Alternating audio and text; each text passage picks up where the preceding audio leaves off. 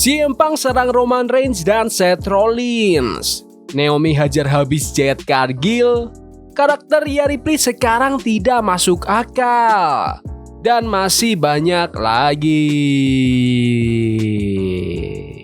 Selamat datang di Extra News, di mana kita akan bahas berita dan rumor terkini tentang WWE. CM Punk serang Roman Reigns dan Seth Rollins. Setelah balik di Raw di Madison Square Garden, akhirnya Roman Reigns muncul di SmackDown lagi. Roman Reigns tantang CM Punk dan Seth Rollins buat datang ke ring. Rollins gak mau bahas Punk, dia langsung ngegas ke Roman. Dia bilang kalau feud mereka udah jadi cerita panjang dan saatnya tambah bab baru ke rivalitas mereka. Tapi Punk langsung ngejek dua-duanya, bilang kalau nggak ada satupun dari mereka yang bisa ngalahin dia 1 lawan 1. Dia juga nyindir soal War Games, bilang kalau tanpa dia Roman gak bakal sampai ke Royal Rumble. Lalu dia ngajar Roman pakai mic dan boom, brawl 3 arah pun pecah. Di akhir segmen, semua sempat berdiri tegak satu persatu dan akhirnya mereka semua nunjuk WrestleMania sign. Menurut kalian, apakah kalian ingin mereka bertiga tanding di WrestleMania? Komen di bawah. Naomi hajar habis Jade Cargill. Di SmackDown hari ini, Jade Cargill akhirnya balik ke ring buat lawan Liv Morgan, salah satu WWE Women's Tag Team Champion. Match ini super intens dan kelihatan banget Cargill bakal menang, sampai Naomi muncul. Naomi ganggu pertandingan ini dan ngajar Cargill pakai sabuk WWE Women's Tag Team Championship. Liv Morgan manfaatin momen itu dan dapetin pinfall. Kekalahan pertama Jade Cargill di WWE.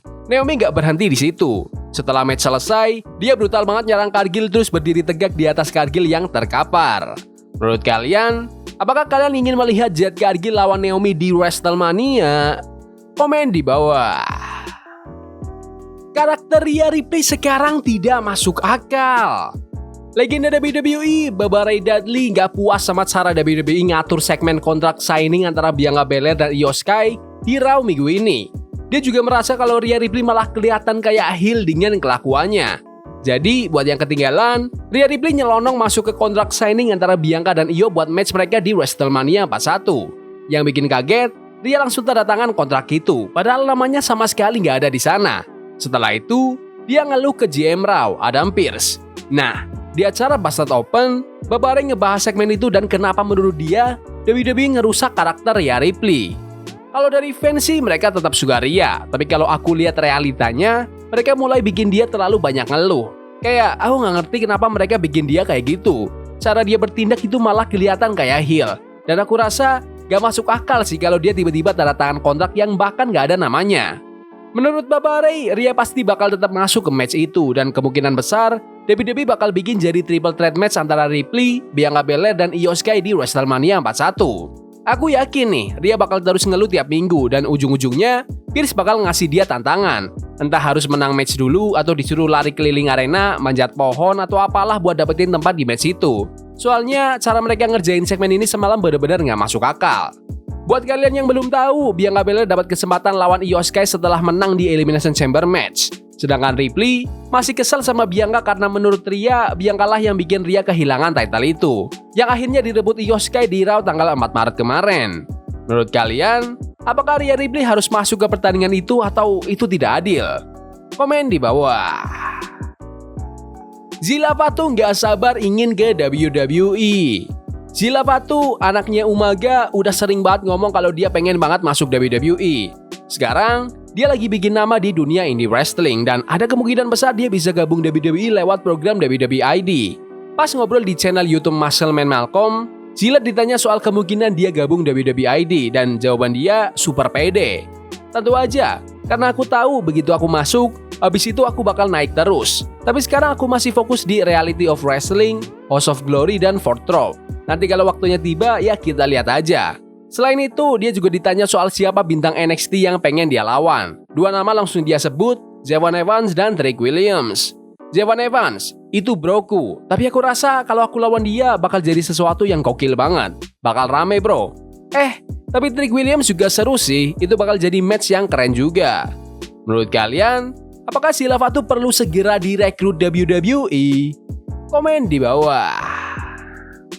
Dampak Roman Reigns ke LA Knight.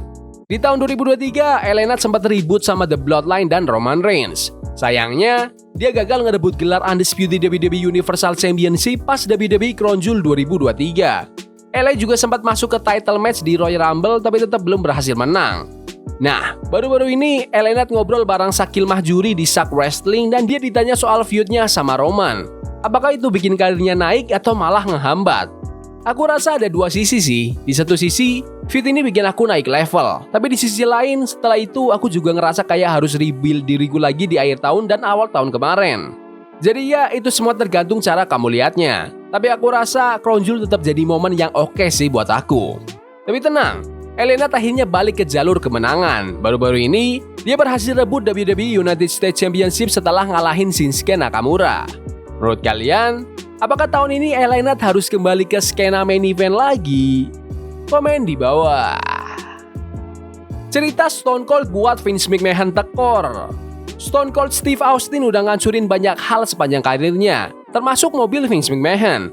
Tapi ada satu hal yang Vince paling gak suka, kalau talent bikin dia rugi duit gara-gara kelamaan di ring.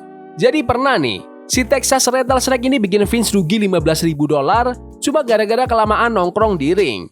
Waktu ngobrol di Sports Illustrated Takedown, Austin cerita kalau dia pernah lupa waktu dan gak mau keluar dari ring sampai akhirnya Kevin Dunn harus ngingetin dia 2 kali kalau acaranya udah kelar. Pas balik ke backstage, Vince langsung datengin dia buat kasih wejangan soal biaya overtime yang harus dia keluarin. Jadi waktu itu kita lagi di suatu tempat, aku lupa, kayaknya habis pay-per-view atau Raw, dan aku bener-bener lama banget di ring. Akhirnya, Kevin Dunn ngomong di mic, "Steve, ayo kita pulang." Dia bilang kayak gitu 2 kali, terus minggu depannya, Vince datengin aku dan bilang, "Tahu nggak kau, kamu bikin aku rugi $15.000 buat bayar overtime orang-orang yang kerja di arena. Astaga, kau bikin aku tekor $15.000 gara-gara kelamaan di ring." Tapi kenapa Austin bisa sampai lupa waktu? Simple bro, dia kecanduan serunya momen-momen itu. Aku nggak nyadar sih, jadi aku cuma bilang ke Vince, "Ya udah aku bayarin separuh deh. Kayak gimana, kamu mau aku ikut nombokin? Aku mau kok." Tapi Vince bilang, "Gak usah, aku cuma mau bilang kau nggak bisa selama itu di ring." Aku langsung ngerti deh, tapi bro, itu bener-bener momen yang gokil. Kita punya roster yang gila-gilaan dan semua orang di belakang pasti juga enjoy. Jadi aku harap mereka semua juga punya kenangan bagus dari masa itu. Kita semua bareng-bareng ngebangun WWE waktu itu dan Stone Cold ya salah satu bagian besarnya. Menurut kalian, apakah Stone Cold akan kembali di WrestleMania tahun ini? Komen di bawah. Andrew Schulz dan Theo Von bahas serangan Logan Paul di Raw. 2 minggu lalu, Monday Night Raw live dari Madison Square Garden, New York City. Seperti biasa, venue legendaris ini ramai banget sama selebriti. Salah satunya stand-up comedian Andrew Schulz. Tapi bruv, bukannya santai nonton acara, dia malah jadi korban serangan Logan Paul. Schulz cerita soal kejadian itu di podcast di Space Weekend bareng Theo Von. Dan yang bikin kaget, dia sama sekali nggak tahu kalau Logan bakal nyerang dia. Gila, itu gokil banget bro. Jadi dia tuh kayak mau ngebanting aku ke lantai. Aku bener-bener nggak tahu kalau itu bakal kejadian. Aku lagi nyantai doang di sana, terus tiba-tiba Logan Paul nyuruh aku bohong di depan semua orang di Madison Square Garden. Di podcast itu, Schulz dan Theo Von juga sempat rewatch segmen WWE itu dan Schulz makin sadar betapa bahaya situasi yang dia alamin. Bro, aku kelihatan kayak nggak siap banget kan? Untung AJ Styles datang buat nyelamatin aku. Kalau dia telat dikit aja, aku habis. Terus Theo Von nanya, apakah Schulz masih pengen ribut sama Logan Paul setelah insiden itu? Jawaban Schulz santai tapi tajam. Aku butuh keadilan bro, nggak bisa gitu aja. Dia nggak bisa gitu aja datang ke rumahku, Madison Square Garden, terus sok-sokan ngatain aku. Aku butuh sesuatu yang ngebalas ini bro. Menariknya, ada fans yang nge-repost podcast itu dan Triple H langsung kasih respon mengejutkan. Bilang aja kapan, aku kenal orangnya. Tulis Triple H di Twitter. Menurut kalian, apakah Andrew Schulz perlu ikut di storyline WWE? Komen di bawah. Ya udah gitu aja video berita hari ini. Jangan lupa like dan subscribe ke channel ini karena aku pengen 15.000 subscriber sebelum WrestleMania. Tolong bantu. Yes boy, see you. Love is a game we play incognito. Forbidden fire on Nico. Burning for love we can hold. I wish we